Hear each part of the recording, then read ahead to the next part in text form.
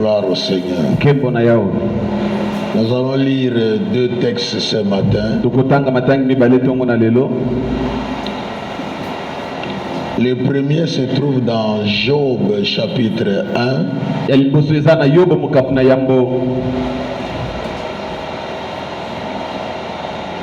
Job chapitre 1. Le verset 1 à 5.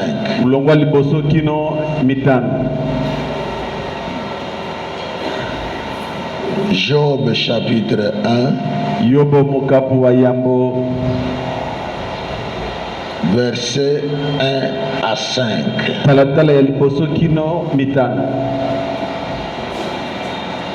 Et le deuxième texte se trouve dans 1 Corinthiens. 1 Corinthiens chapitre 15.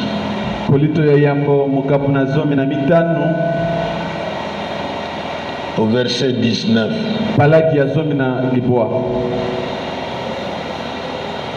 1 Corinthiens chapitre 15.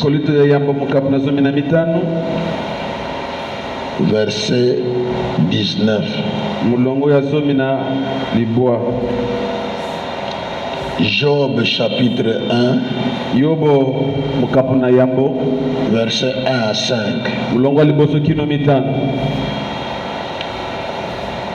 1 Corinthiens chapitre 15.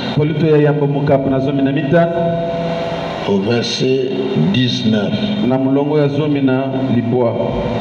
Si nous avons trouvé ce texte, écoutons la lecture. Job chapitre 1er, versets 1 à 5. J'ai la version 8 secondes, je lis au nom de Jésus-Christ. Il y avait dans le pays d'Ouz un homme qui s'appelait Job. Et cet homme était intègre et droit.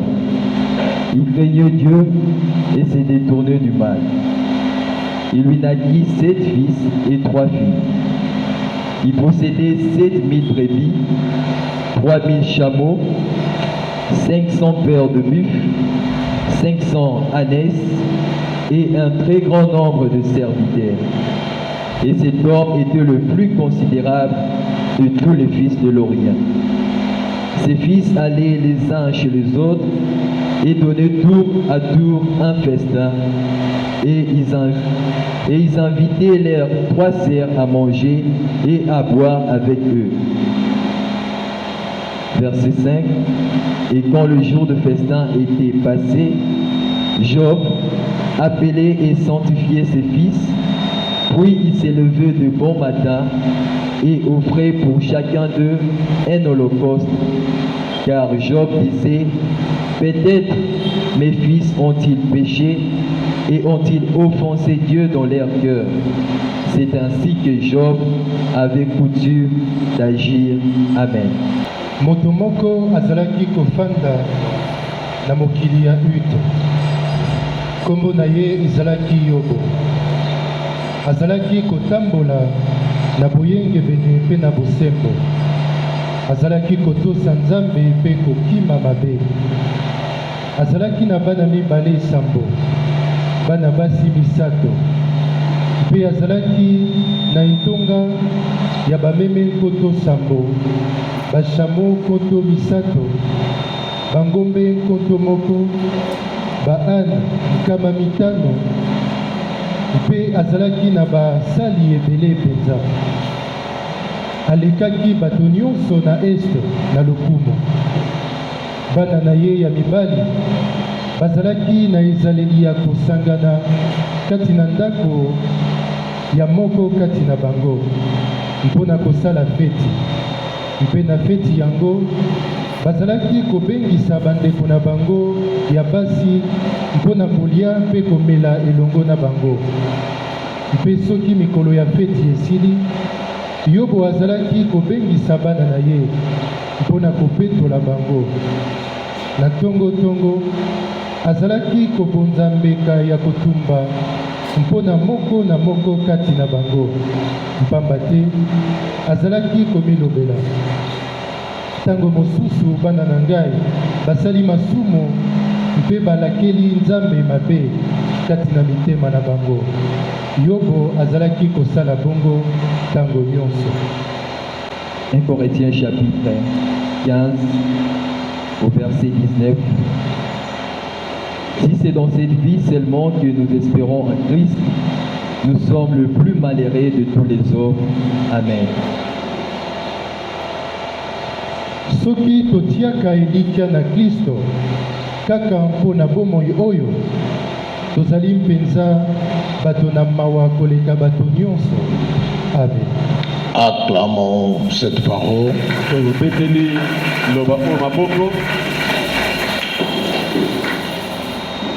Amen. Amen. Le dimanche passé, nous avons parlé de quelque chose de très important.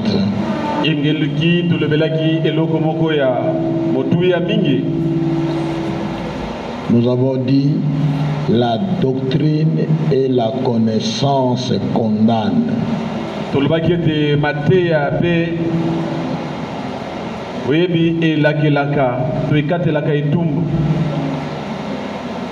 Cela veut dire que les gens ont plus le regard sur la doctrine.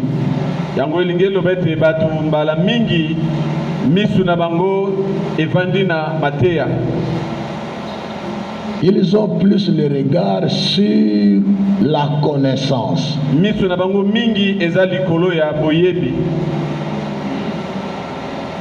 C'est comme ça, ils se limitent à la condamnation.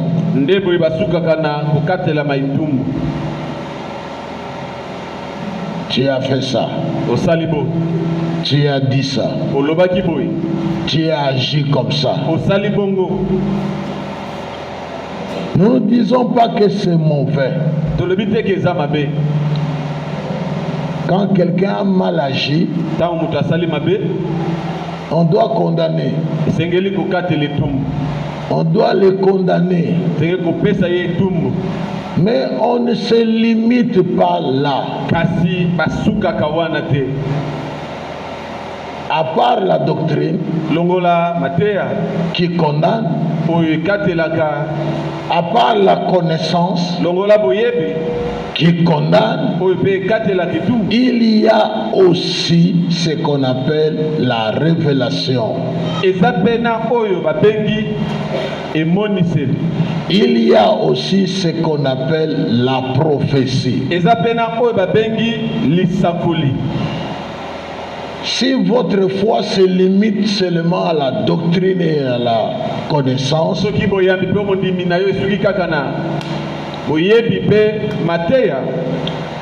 tu vas commettre beaucoup de fautes. C'est pourquoi il y a beaucoup de personnes, ils sont forts avec la doctrine, ils sont forts avec la connaissance, mais ils sont ignorants avec la prophétie. Ils sont faibles à ce qui concerne la révélation. C'est pourquoi nous avons dit la doctrine et la connaissance condamnent.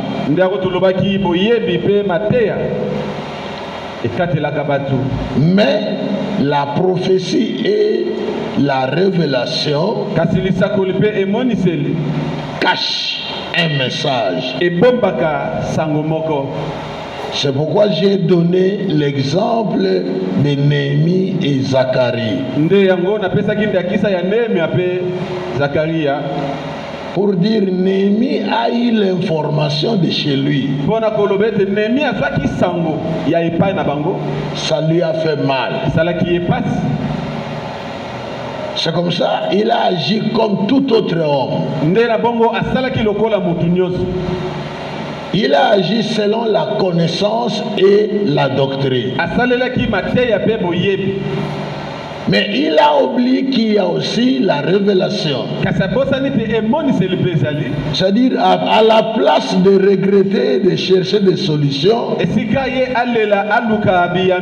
il devrait chercher la révélation. Il devrait chercher ce qui est caché. Tout ce que nous faisons a deux aspects. Il y a quelque chose que nous voyons, mais il y a quelque chose qui est caché.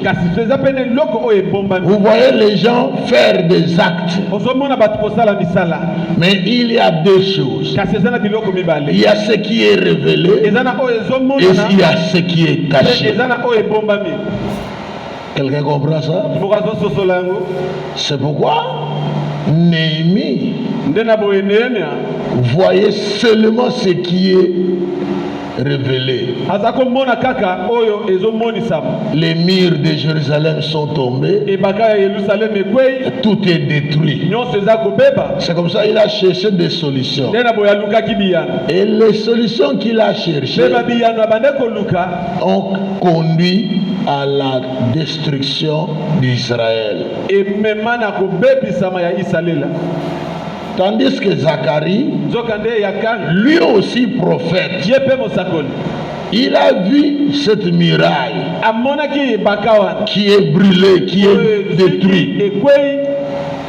Mais il a reçu la révélation. Le Seigneur lui a dit, ça c'est mon problème. Ce n'est pas ton problème. Laisse cela comme ça. Je parle à quelqu'un.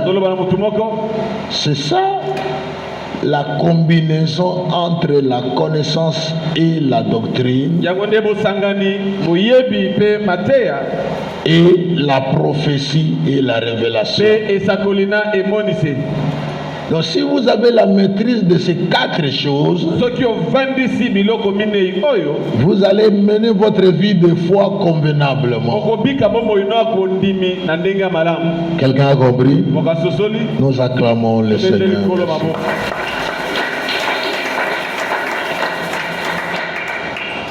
Aujourd'hui, nous parlons de l'église dans la maison.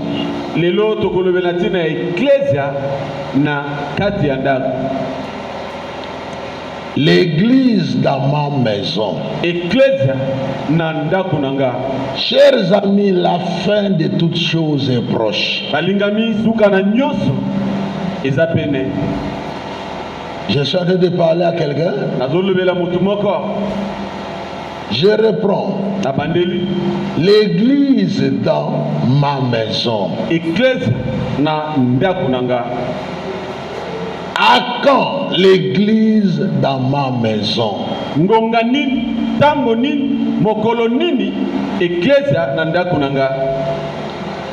Nous sommes en train de parler de l'église dehors.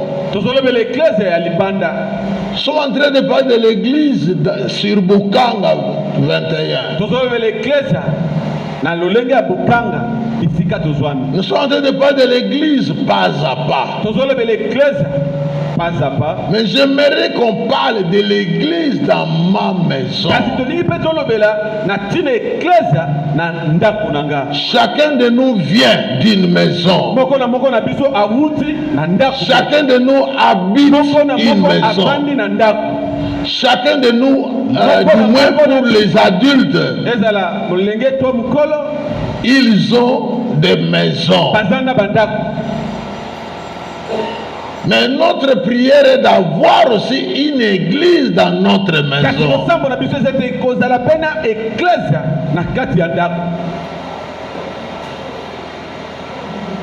Quelqu'un comprend? C'est pourquoi je dis attention les amis. La mort arrive.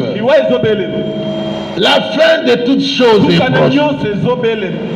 Quand est-ce que tu auras une église dans ta maison?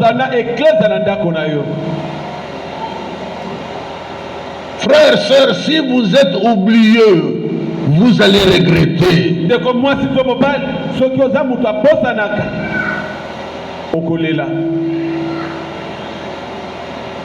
Venir à l'église c'est bien. Mais avoir une église dans sa propre maison, c'est mieux.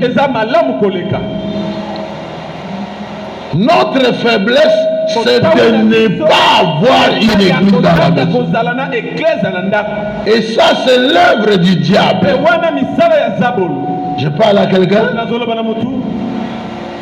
Comprenez très bien. Le diable travaille durement. Il sait que mon temps est fini. C'est comme ça qu'il profite pour détruire les personnes.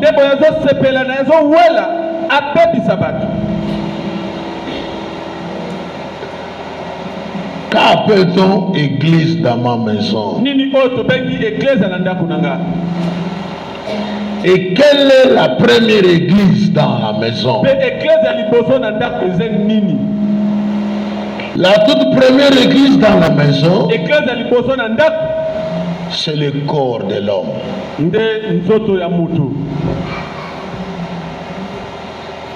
Tu ne peux pas avoir une église chez toi si ton corps ne reconnaît pas Dieu. Et malheureusement, nous sommes nombreux qui n'avons pas Dieu dans notre corps.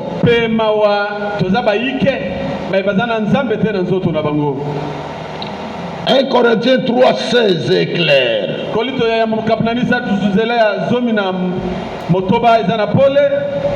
C'est l'apôtre Paul qui dit: ne savez-vous pas? Quelqu'un connaît ce verset? Ça dit quoi?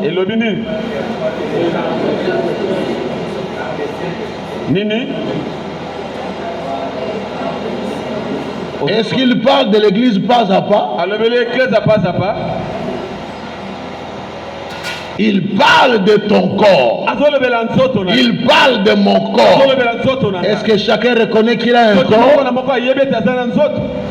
J'ai dit encore, la mort est proche. La fin de toutes choses est arrivée. À tout moment, vous pouvez apprendre tel est mort, tel est parti.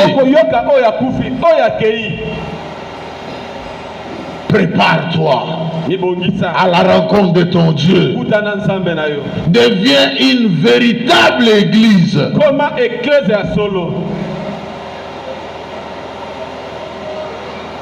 Et la meilleure église, c'est ton corps. Même les païens disent ça.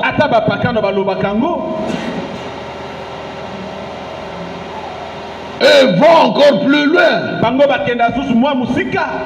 Il dit que la véritable église, c'est mon cœur.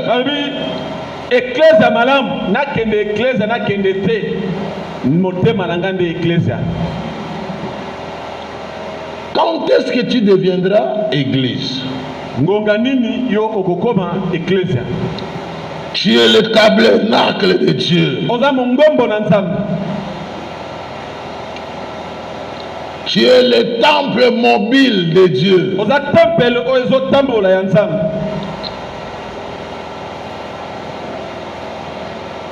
Et Dieu veut habiter en nous.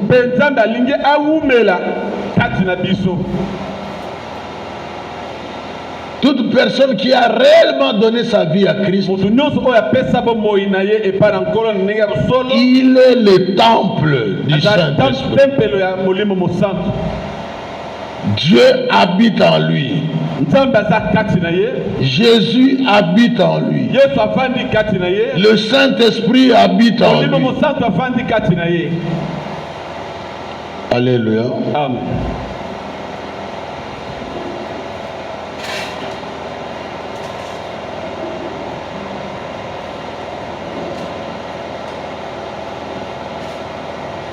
Nous disons ceci. Chacun doit comprendre que nous devons devenir réellement corps du Christ. Parce que la Bible dit, là où 2 ou 3 s'accordent, s'assemblent à mon nom, Dieu est où?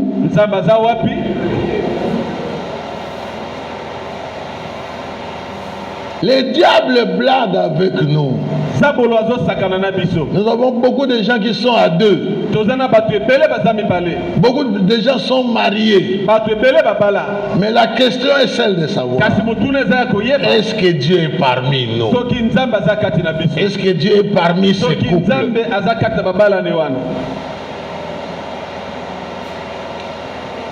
La fin de toutes choses est proche. Répare toutes les fautes. Répare la vie. Programme un nouveau départ.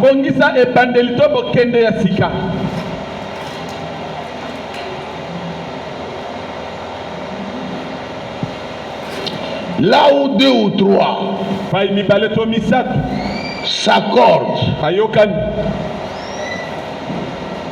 je suis avec eux. En d'autres termes, je suis l'église. Si une personne est une église,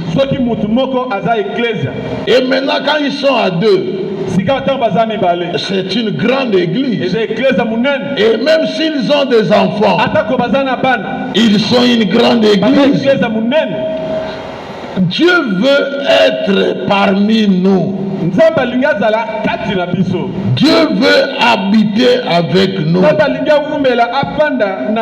C'est comme ça la Bible dit. Avec Dieu, nous ferons quoi? Mais c'est pourquoi je me demande, est-ce que vous êtes sûr que vous avez Dieu?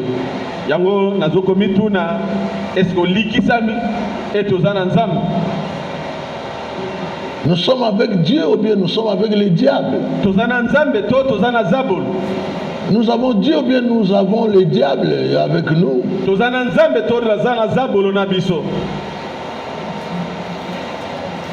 Et la Bible dit encore, sans moi, vous ne pouvez.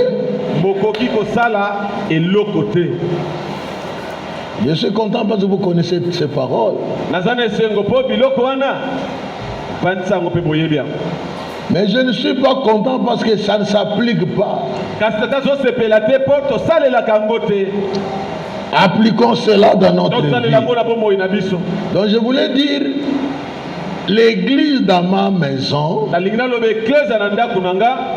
c'est le fait de voir que je suis chrétien. Je suis converti. J'ai marié une femme. J'ai accepté un homme en mariage. Nous avons des enfants. Et nous devons pratiquer ce que dit la parole. C'est ça l'église dans ma maison. On ne peut pas dire église dans ma maison. Papa et maman ne se parlent pas. On ne prie pas ensemble. On ne prie pas avec les enfants. Et on excelle à des voyages, à des tours. Au travail et comme ça. Vous êtes morts. Vous êtes mourants. C'est pourquoi j'insiste encore. La fin de toutes choses est proche. Jésus revient bientôt. Ce n'est pas un slogan, c'est une réalité. Tout marié qui ne parle pas avec sa femme, toute femme qui ne parle pas avec son mari, vous êtes déjà mort.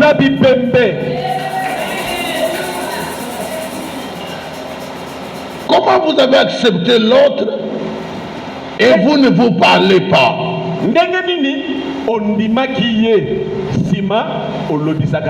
Comment vous avez des enfants alors vous n'aidez pas ces enfants?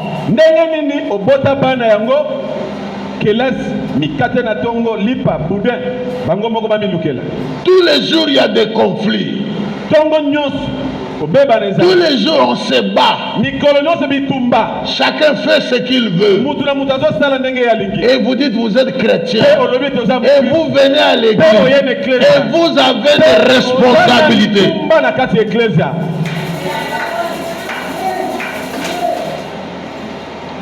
Chers amis, la fin de toutes choses est proche. Je n'ai pas envie de plaire à quelqu'un. Nous devons tous plaire à Dieu. Et tout bon marié doit plaire à Dieu.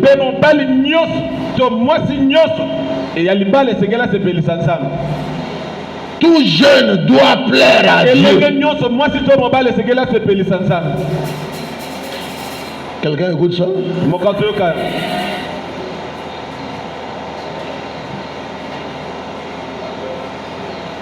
D'abord l'église. D'abord l'église. D'abord l'église et non les bâtiments.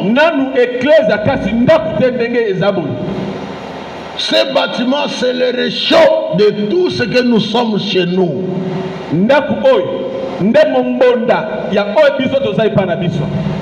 Si nous sommes chauds à la maison, si nous sommes grands dans la prière à la maison, ici nous verrons adorer, nous venons élever, et nous venons écouter Dieu, nous venons lui rendre grâce. Mais la base c'est où? Mais regarde chez toi. Regarde ta maison. Regarde ta femme. Regarde ton mari. Regarde tes enfants. Regarde tes parents. Et tu penses aller au ciel. Le ciel n'est pas une boîte de tous les faibles, tous les païens.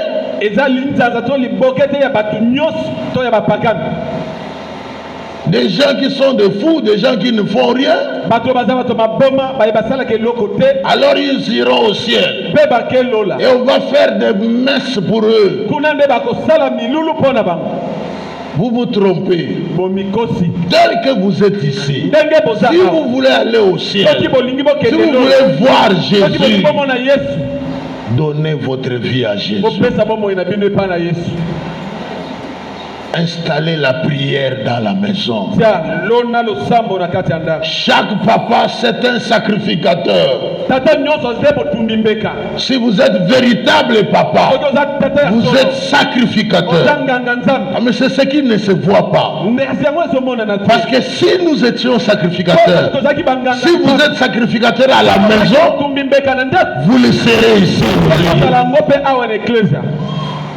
Je parle à quelqu'un. Si vous êtes sacrificateur, si réellement à la maison vous priez, ici vous devez démontrer ça. C'est ça la volonté de Dieu. Dieu veut habiter en nous, dans notre famille, dans notre foyer. Et papa est le responsable. Si papa n'est pas là, maman est la responsable de la vie de l'église de la maison, de la prière, de la conduite, de tout ce qui se passe à la maison. Mais nous voyons les maisons, nous voyons les familles où il y a des désordres. Les enfants ne respectent pas les parents. Les parents ne se respectent pas. Et vous voulez aller au ciel. Et ces enfants-là veulent aller au ciel. Détrompons-nous. Chacun doit être sûr qu'il joue son rôle. Chaque papa doit jouer son rôle. Regardez les enfants. C'est pourquoi le deuxième texte est en train de nous expliquer. Si c'est dans cette vie Seulement que nous espérons en Christ. Papa ne fait rien, maman ne fait rien, les enfants ne font rien, la maison est en désordre, on sort et on rentre quand on veut. Nous sommes qui? Les plus malheureux. Bien que nous sommes venus à l'église, mais nous sommes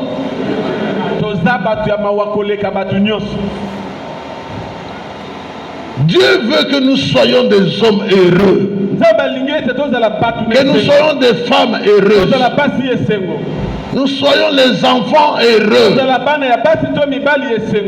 Et le prix à payer, donner sa vie à Jésus, accepter Jésus comme Seigneur, qu'il soit le maître de ma vie.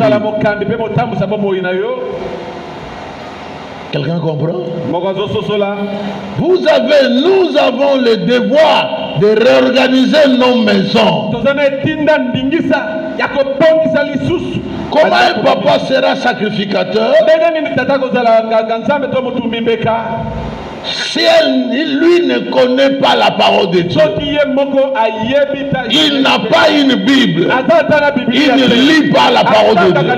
Comment il sera sacrificateur? Comment il va introduire la prière à la maison? Comment il va diriger la prière? Je parle à quelqu'un.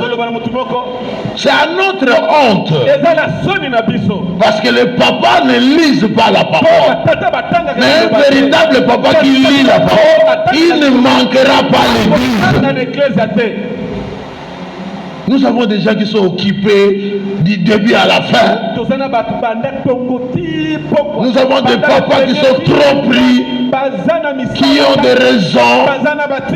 Et pourtant nous avons la même église universelle. Et ceux qui ont compris, ceux qui sont des véritables papas, ils vont au travail, mais ils savent que je dois être à l'église. J'ai des engagements à l'église. Je dois servir Dieu. Je parle à quelqu'un. C'est très important. C'est la même chose avec les mamans. Comment vous pouvez dire que vous êtes maman? La maman base de l'église. Maman de mon boko, l'église. Il y a un séminaire qui se passe ici. Il y a une convention qui se passe ici. Mais une maman qui dit chrétienne, membre de l'église, servante à l'église, diaconesse à l'église, mais qui suit tout ça. Vous voulez diriger qui?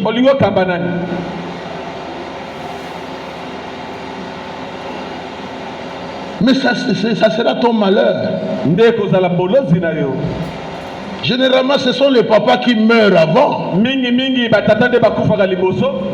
Et tu vas rester avec ces enfants comme ça. Tu ne sais pas prier. Tu n'as pas donné ta vie à Jésus. Regarde ce que deviennent tes enfants. Nous devons comprendre ces choses. Que nous devons prier. Nous ne devons pas manquer de culte. Le culte c'est pour ton bien. Mais nous avons culte d'enseignement ici. Mais tu ne viens pas. Tu viens seulement le dimanche comme aujourd'hui. Comme nous t'avons vu ici. On va te voir encore dimanche prochain. Sauf si on apprend que tu es mort.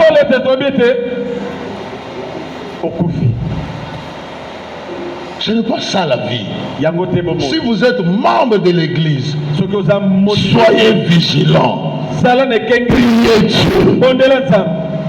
Installez la prière à la maison.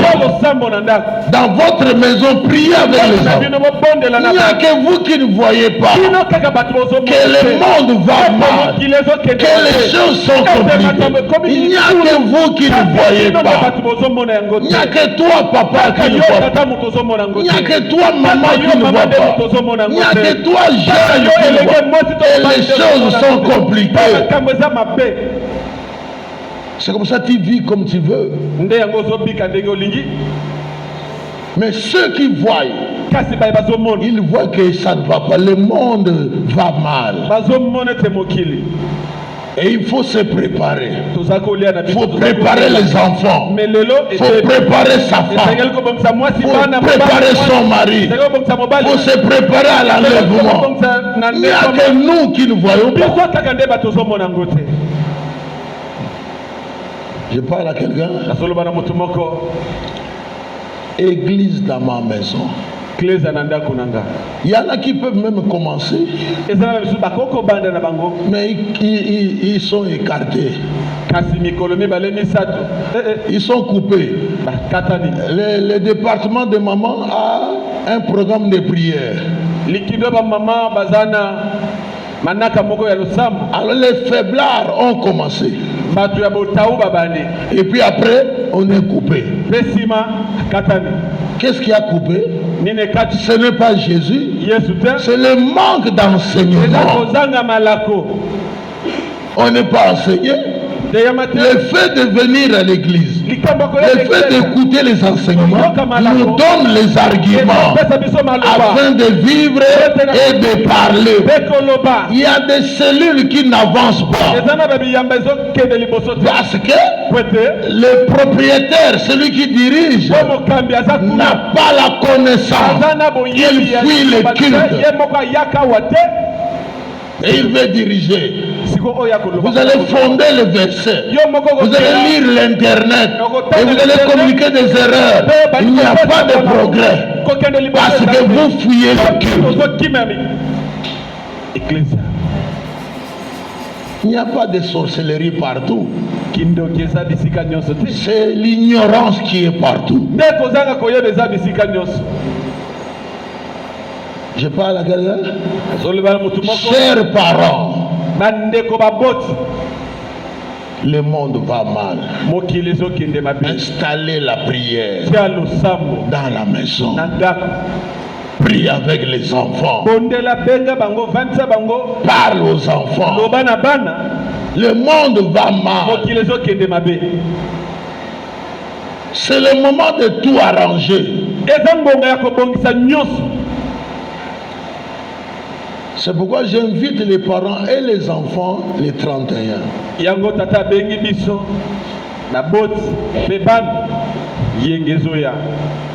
Afin d'intercéder pour la rentrée de cette année. Si elle aura lieu, personne ne sait comment ça va se passer. On n'a pas dit que comme ton enfant a passé des classes, c'est fini, il va réussir. Il y a des accidents, il y a des enlèvements, il y a des problèmes que nous ne savons pas. Il n'y a que Dieu qui connaît. C'est pourquoi nous devons prier pour nos enfants. Nous devons prier pour nos maris.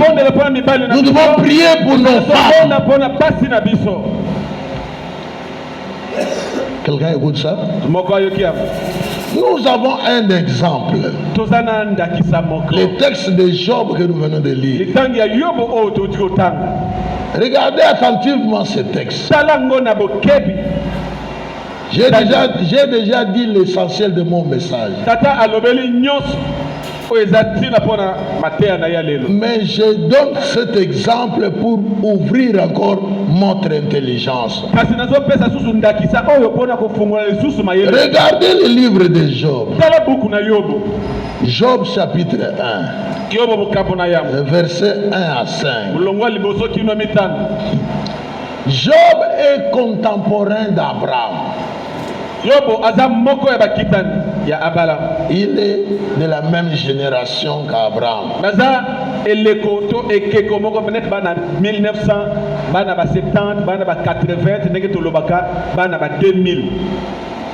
Alléluia.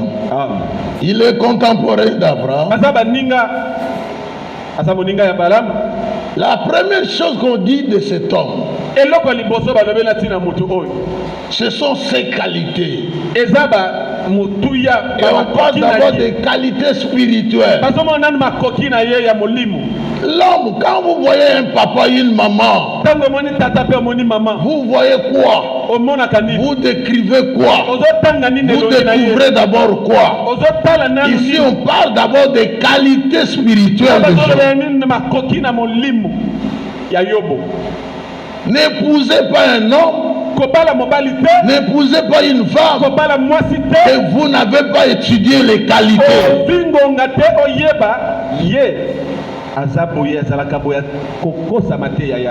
N'engagez pas des gens si vous n'étudiez pas encore les qualités. Vous allez regretter. Beaucoup de gens ont regretté. Parce qu'on n'a pas tenu compte de ça. Ici on dit Job.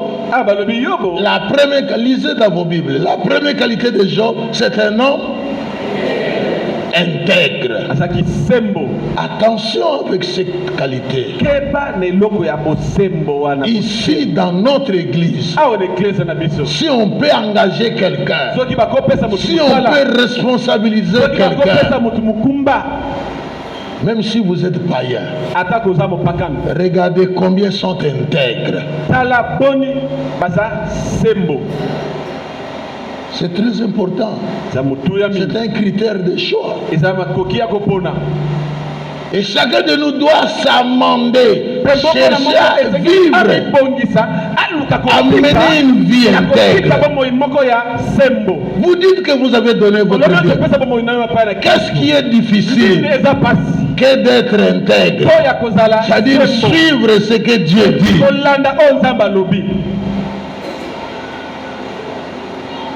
C'était un homme intègre et droit. Les deux qualités vont ensemble. Il est intègre et droit. L'intégrité. Plusieurs n'ont pas cette qualité. Il y a trop de mensonges. Il y a trop de trucs de cache-cache. C'est rare de trouver des hommes et des femmes intègres. Et si vous en trouvez, glorifiez l'Éternel. Première qualité, c'est un homme intègre et droit. Deuxième qualité, c'est un homme craignant Dieu. Il n'a pas peur de Dieu, mais il craint Dieu. Donc, il ne veut pas faire le mal parce qu'il craint Dieu. C'est différent d'avoir peur. Quelqu'un qui craint Dieu, il marche droitement. Il ne fait pas n'importe quoi. Il n'a pas peur de son mari si c'est une femme. Pourquoi? Parce qu'il veut rester intact. Il craint Dieu, mais il ne craint pas les hommes. Job était comme ça. Troisième qualité de Job, on dit il était comment? Il s'est détourné du mal. Quand on vient avec les fausses informations, quand on vient avec les influences, quand on vient avec des idées sataniques, non, il se détourne. Il n'accepte pas. Mais ici, toute information, tu dois écouter ça. Tu dois chercher ça. Tu dois parler de ça. Tu n'es pas intègre. Tu ne crains pas Dieu. C'est pourquoi ta vie n'est pas normale. Tu vis toujours par rapport aux autres. Job se détourner du mal. Ça ne veut pas dire que le mal n'était pas là. Le mal est toujours là. Mais Job se détourne du mal. Si tu veux vivre sur cette terre, en attendant le retour de Jésus, apprends ce qu'on appelle l'intégrité. Allez dans votre application Google. Frappez l'intégrité, c'est quoi? On va te donner les informations. La droiture, c'est quoi? La crainte de Dieu, c'est quoi? Vivez cela. Jésus revient bientôt. Vivons l'intégrité, la crainte de Dieu. Se détourner du mal. Plusieurs jusqu'aujourd'hui ont encore un mauvais témoignage. Personne ne peut vous dire bon, bien bon et fidèle serviteur.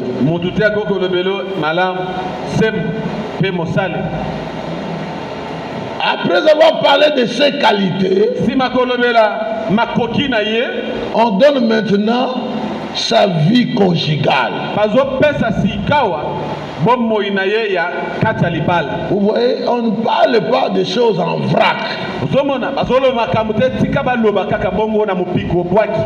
Qui es-tu? Et puis après, qu'as-tu? Job, c'est un homme marié à une seule femme. Pas de makango à côté.